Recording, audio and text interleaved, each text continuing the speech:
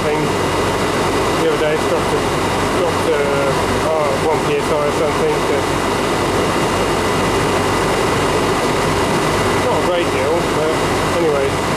What we did is I've got some trace gas, which is nitrogen with, I think it's hydrogen in there, and your flammable gas leak detector will pick up the hydrogen. It's like 5% hydrogen or 3%, something like that, which is enough for the leak detector to pick it up. But so that's the same one you'd use for propane and butane. But what the difference I find to a normal leak detector, it'd start beeping over here and you can move in closer to it. But with this stuff, you have to be right on top of the leak, because it does sense it if it's there, but you've got to be right on top of it, once it's not too happy. Anyway, we might put 150 psi in there and leave it sit while we're mucking about with that fan motor there. Okay, I've got that built up.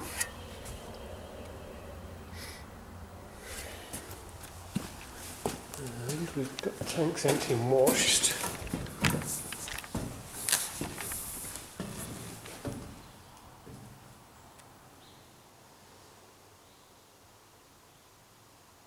I don't know if the camera's going to pick it up, but I can just hear a very faint hiss.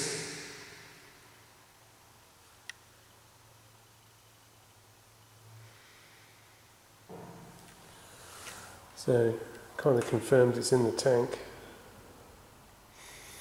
I'm not sure, so we're going to check the gauge. We put about 150 psi in it. I'm not sure how much it's dropped. So if it's dropped a lot, there won't be a lot of noise.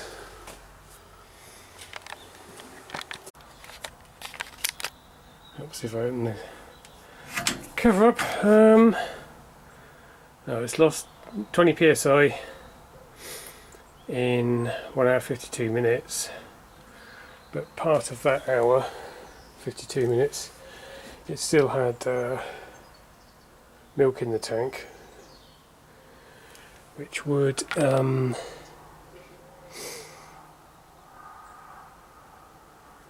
just looking at that plug, which would slow down or stop the leak. So it might actually speed up now. But anyway, 20 psi is fairly big in that time. I'm just looking at that fusible plug. I think, unless it's the way the light's moving, you might have a little...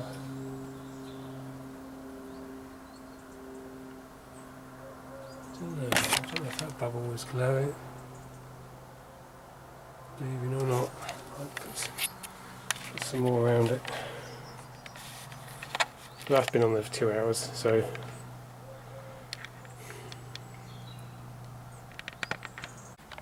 Okay, battery's dying on the camera.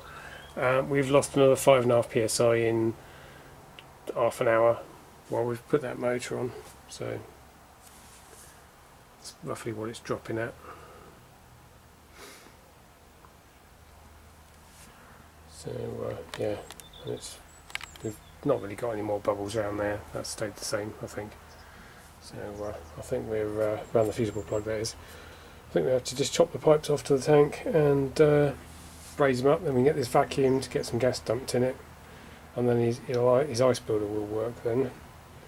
And then we've got to look at why this one isn't running, because this should be running on the ice builder now, and the solenoid coil for this isn't even warm, so it's not even asking to run. So, but he's had some issues running everything on generators, because they're building a load of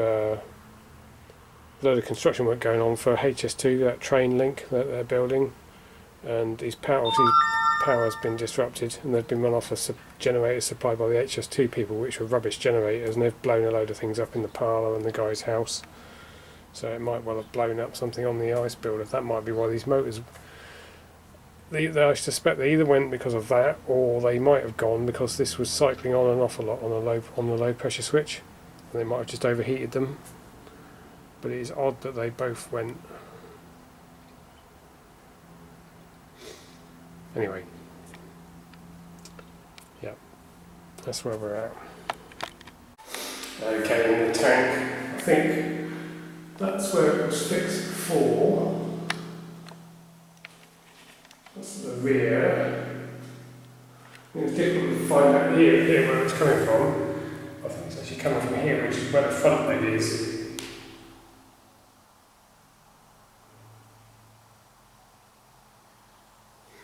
So I can actually hear it. If I put my ear to it, I can hear it there, which is also where the leak detector was going off the other day. So that's where I think it's leaking. Okay, got these brazed up. I might pop the pipe out of that clip and just pop it up so it's got a bit of a slope on it, so that the oil doesn't come down here and not go in the compressor. They shouldn't do, because it's going to come along there, up that T and go that way. So it should flow that way. Right, problem with the ice build is possibly the water level's too low. It's below the top of our pipes. I don't know where somebody's put the sensor. It might be on the second row down, probably is. If it's pointing upwards, one of the pins might be in the air, because I've just literally pushed shorted the pins out, the connectors out with the screwdriver, and it's come on, so it's stayed on. So let's get the water level topped up. Oh, and something else I've spotted is that file is just floating about there. So that's quite a common thing with these. The brackets break, the screws go on them. Okay, that's down to 2000. Shoot up there if I shut the pump off.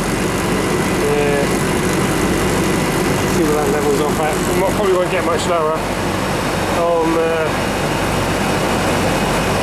Especially because it's been run short of gas. It's probably, the oil is probably all around the system everywhere, rather than just mainly being in the sump. So there's probably oil in the ice field, oil in the tank, all bubbling away.